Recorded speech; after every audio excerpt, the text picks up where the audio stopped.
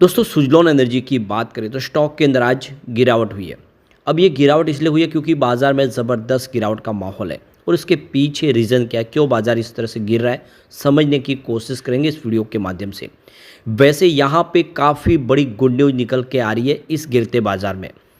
Suzlon energy जो wind energy sector की India की सबसे बड़ी कंपनी है और ग्लोबल मार्केट में तेज़ी से अपने कारोबार को आगे बढ़ा रही है। प्राइस इसकी काफ़ी कम है क्योंकि स्टॉक एक समय 400 के आसपास हुआ करता था। अगर इस समय 70 रुपये के आसपास है तो कह ही सकते हैं कि सस्ता स्टॉक है। क्या ये आने वाले समय बेहतर करेगा, समझने की कोशिश करेंगे इस वीडियो के माध्यम से। यहाँ पे कुछ बड़ी अपडेट है जिनको हम एक एक करके डिस्कस करने वाले। लेकिन फ्रेंड्स उससे पहले अगर आप पहली बार हमारे चैनल पे आए तो चैनल को सब्सक्राइब कर दीजिए, एक बेल आइकॉन दबा दीजिए ताकि जब भी नया वीडियो बने पहला नोटिफिकेशन आपको मिले। वीडियो पसंद आए तो लाइक से ज़रूर कीजिए।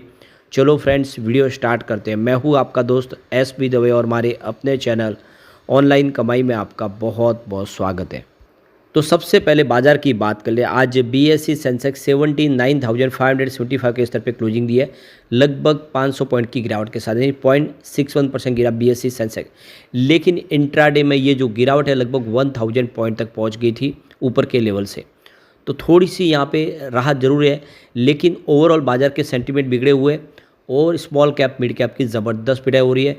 इंडेक्स बेस देखें तो काफ़ी बड़ी गिरावट है। आज निफ्टी एनर्जी ज़बरदस्त गिरा, 39,063 के स्तर पे 878 पॉइंट की भारी भरकम गिरावट थी, यानी 2.20% गिरा निफ्टी एनर्जी। तो भले ही सेंसेक्स कुछ रिकवर हुआ हो, लेकिन निफ्टी एनर्जी ने बहुत भारी गिरावट दिखाई। और ये गिरावट हो रही है एफआईआई की वजह से। पिछले काफ़ी समय से एफआई बाज़ार से लगातार पैसे निकाल रहे। यहाँ पे देख लो कि इस महीने में अभी तक 97,205 करोड़ की उन्होंने बिकवाली कर दी है। और ये जो बिकवाली है पिछले कई महीनों की बिकवाली के सामने बहुत भारी बिकवाली है, रिकॉर्ड तोड़ बिकवाली, या यूँ कह सकते हैं ये कोविड काल के बाद की बिकवाली से भी बड़ी बिकवाली है। तो इस तरह से जो भारी भरकम बिकवाली हो रही है लगातार, आप देखो कि कल भी उन्होंने करीब 5062 करोड़ की बिकवाली की है। 23 अक्टूबर को 5684 करोड़ की बिकवाली की। लगातार जो बिकवाली है बढ़ रही है, जिससे बाजार के सेंटीमेंट बिगड़ गए। फिलहाल एफआई को लग रहा है कि बाज़ार महंगा है, इसके मुकाबले चाइना का बाज़ार सस्ता है, उनका निवेश चाइना की तरफ शिफ्ट हो रहा है, जिसकी वजह से बाज़ार में इस समय गिरावट का माहौल बना हुआ है। नतीजा ये कि सुजलॉन का स्टॉक भी नीचे आया। तो देख सकते हो कि स्टॉक की शुरुआत जो है वो पॉजिटिव हुई 69.88 पर, क्योंकि सुबह बाजार की शुरुआत भी लगभग फ्लैट हुई थी। कल की क्लोजिंग 69.15 के आसपास थी। इंट्राडे में 70.30 का हाई भी बना, यानी बाजार ने अगर साथ दिया होता तो तेज़ी बन जाती, लेकिन बाजार में एक तरफा गिरावट का माहौल बना। नतीजा ये रहा कि 66 तक स्टॉक इंट्राडे में आ गया ज़बरदस्त गिरावट के साथ। अंत में क्लोजिंग 67.59 के आसपास रही है, 2.26% की गिरावट के साथ। तो जिस तरह से बाजार रिएक्ट कर रहा है उसी हिसाब से सुजलॉन के स्टॉक में भी हमें तेज़ी मंदी देखने को मिल रही है। वैसे पिछले एक महीने में 18.5% स्टॉक गिर चुका है। 83 के आसपास जो स्टॉक था इस समय 67 के आसपास आ गया है और 86 इसका 52 वीक का हाई बना था, तब से स्टॉक लगातार नीचे आ रहा है।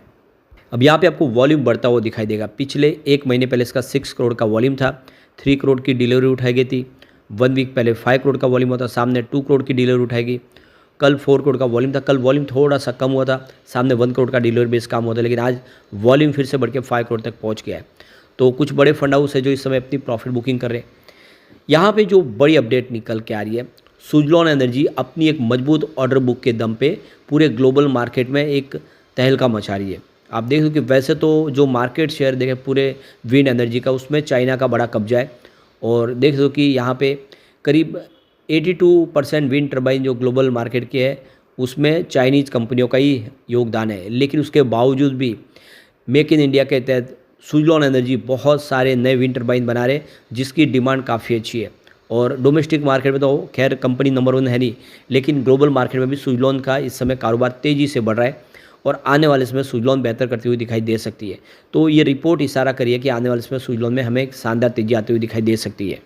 अब एक यहाँ पे काफ़ी अच्छी गुड न्यूज़ निकल के आ रही है। इंडिया विंड एनर्जी की इंस्टॉलेशन कैपेसिटी 72% की ईयर ऑन बेसिस पे ज़बरदस्त वृद्धि दिखा रही है। तो ये लेटेस्ट जो रिपोर्ट निकल कर आई है मैक्रॉन इंडिया रिसर्च की तरफ से, उसमें कहा गया कि इंडिया ने यहाँ पे 706.5 मेगावाट की विंड एनर्जी कैपेसिटी पा ली है इस क्वार्टर में, जिसमें 72% की ईयर ऑन बेसिस पे ज़बरदस्त जंप देखने को मिल रही है। क्योंकि पिछले साल सेम क्वार्टर में ये 411.5 मेगावाट की इंस्टॉल कैपेसिटी पाई थी। तो एक बड़ा अचीवमेंट है। देख सकते हो कि जिस तरह से सरकार की नई तरफ से जो नई पॉलिसी लाई गई है, जो आरपीओ सेट किया गया है, नतीजा ये है कि अब विंड एनर्जी सेक्टर में तेज़ी आने लगी है। लेकिन यहाँ पे क्वार्टर ऑन क्वार्टर बेसिस पे 8% की गिरावट देखने को मिल रही है। इसके पीछे भी कुछ रीज़न है जिसमें आप देखो कि जैसे कि ज़मीन अधिग्रहण का मामला जो अभी भी काफ़ी ज़्यादा प्रॉब्लम दे रहा है, कुछ डॉक्यूमेंट की यहाँ पे अभी भी तकलीफ पड़ती है। इसके अलावा सिंगल विंडो परमिशन अभी तक नहीं मिल पा रही है, जिसके लिए इसमें समय लग जाता है। इसके अलावा आप देखें तो ट्रांसमिशन इंफ्रास्ट्रक्चर भी इसके लिए एक सबसे बड़ा एक कमज़ोर कड़ी साबित हो रहा है। तो जब तक सरकार ट्रांसमिशन इंफ्रास्ट्रक्चर मजबूत नहीं करेगी, ये जो कैपेसिटीज़ को और तेज़ी से बढ़ाया नहीं जा सकता। इसके लिए सरकार को कुछ करना होगा। यहाँ पे गुजरात में मैदान मार लिया है। 356.5 मेगावाट की कैपेसिटी गुजरात ने पाई इस दौरान, और बाकी जो 350 मेगावाट बची है उसमें से तमिलनाडु का हिस्सा 253.2 मेगावाट का है। कर्नाटका ने 94.8 मेगावाट नई कैपेसिटी ऐड की है, और महाराष्ट्र की बात करें यहाँ पे 2.1 मेगावाट कैपेसिटी नई ऐड हुई है। इस समय विंड टर्बाइन की टोटल इंस्टॉल कैपेसिटी तो उसमें गुजरात सबसे ऊपर है 12.2 गीगावाट की कैपेसिटी के साथ, और तमिलनाडु की बात करें तो 11 गीगावाट की कैपेसिटी पाके नंबर 2 पे है, और कर्नाटका नंबर 3 पे जहाँ पे 6.6 गीगावाट की कैपेसिटी विंड टर्बाइन की है। महाराष्ट्र और राजस्थान की बात करें 5.2 गीगावाट की कैपेसिटी के साथ टॉप 5 में शामिल है। तो अभी फ़िलहाल राजस्थान भी इस लिस्ट में काफ़ी पीछे है। सोलर में आगे है लेकिन विंड एनर्जी में अभी भी बहुत पीछे है। आंध्र प्रदेश और मध्य प्रदेश की बात करें 4.1 गीगावाट की कैपेसिटी के आसपास है, जिसमें आंध्र प्रदेश 4.1 और 2.8 गीगावाट की कैपेसिटी मध्य प्रदेश ने पाई है। वैसे सितंबर महीने में देखें तो तमिलनाडु सरकार ने बड़ा फैसला किया। उन्होंने रीपावरिंग, रिफर्बिशमेंट और लाइफ एक्सटेंशन पॉलिसी लाई है विंड पावर प्रोजेक्ट 2024, जिसके तहत जो पुरानी जो विंड टर्बाइन है जो अभी बिजली का निर्माण पहले से नहीं कर पा रही है, उसको अब या तो रिपेयरिंग किया जाएगा, उसको रिप्लेस किया जाएगा, उसकी जगह पे नई टर्बाइन इंस्टॉल की जाएगी। और ये एक अच्छा मौका सुजलॉन के लिए साबित हो सकता है, क्योंकि सुजलॉन काफ़ी अनुभवी भी है और पुरानी विंड टर्बाइन उन्होंने काफ़ी इंस्टॉल किया। ऐसे में आने वाले में सुजलॉन के लिए एक गोल्डन अपॉर्चुनिटी साबित हो सकता है ये फैसला। अब यहाँ पे चेन्नई में विंड एनर्जी का जो 3 दिन का जो टोटल जो आप देखें ट्रेड फेयर था, तो ये जो ट्रेड फेयर हुआ इसमें सुजलॉन का बड़ा योगदान था। ये जो फोटो कैप्शन है इसमें आपको सबसे आगे लिस्ट में मिस्टर गिरीश तांती दिखा देगा, जो GWEC के इंडिया के चेयर है और वाइस चेयरमैन है सुजलॉन के। इसके अलावा भी सरकारी महकमे से भी है और कुछ और कंपनियों से, लेकिन सुजलॉन ने यहाँ पे बढ़ चढ़ के हिस्सा लिया है। और इस विंड एनर्जी जो फंक्शन है इसमें 300 से ज़्यादा एग्जीबिटर ने हिस्सा लिया 20 कंट्री से, और कुछ बड़े शानदार फैसले हुए। आने वाले समय जो नई रिलेशन बनी है जिसके दम पे सुजलॉन को नए प्रोजेक्ट मिल सकते हैं। तो ऐसे में इस समय जो शॉर्ट टर्म में गिरावट का माहौल है ये FI की वजह से, लेकिन बाजार संभलेगा ज़रूर, और फिर बाजार संभलेगा तो सुजलॉन भी शानदार करेगा। वो लोग जो अभी तक एंट्री का मौका सुजलॉन में नहीं मिला है, काफ़ी स्टॉक तेज़ी से दौड़ा, तो डीप में खरीदारी के बारे में सोचा जा सकता है, क्योंकि सुजलॉन का फ्यूचर ब्राइट है।